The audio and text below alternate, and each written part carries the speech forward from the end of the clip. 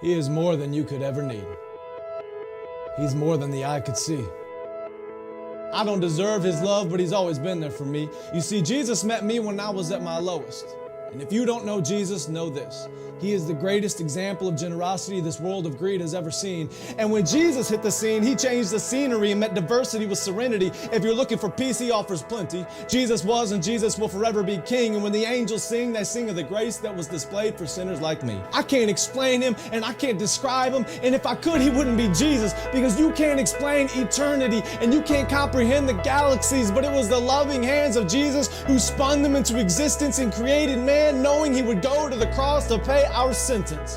There was a certificate of judgment with a period after the sentence, and we were sentenced to death long before he said it is finished. He is a father to the orphan, a shelter for the homeless, a hiding place for the abused, and an anchor for our storms. He stormed the gates of hell and came out on top, and the power of his gospel cannot be stopped, even when the world tries.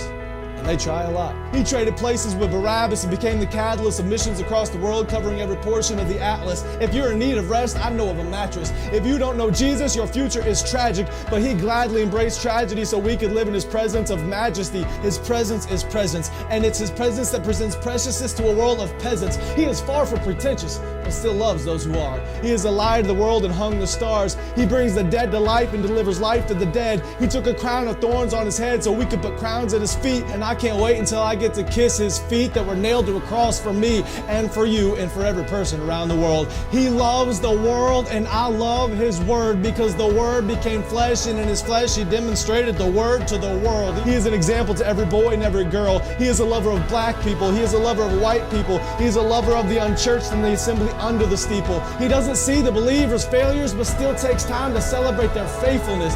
It's the power of the Spirit that enables us and gives us boldness when the world labels us. And if you want to label me, please call me a Jesus freak. And if that freaks you out, good. Because it's better to be good with God than to fight being misunderstood by a world that could never understand. So let it be understood that I don't worship man, we worship Jesus. And although he doesn't need us, he still sees us and pleads with us to run to the cross where he bled for us. His heart bleeds for us, his heart grieves for us, but still graciously grants us a pardon for our treason in a season where the world tries to explain away the work of the Spirit with human reasoning. There is a reason they can't.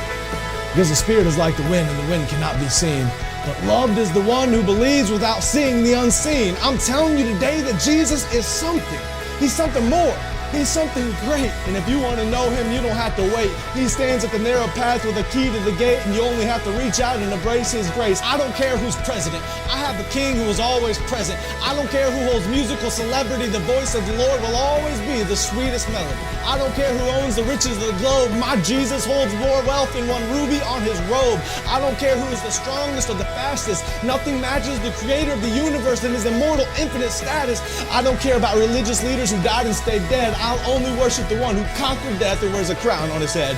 His name is Jesus, and I'm telling you, he's something. He was faithful yesterday, and he is faithful today. I can feel his presence whenever I pray, and when the time comes for me to fade away, I'll remember the day I heard him say, "My name is Jesus."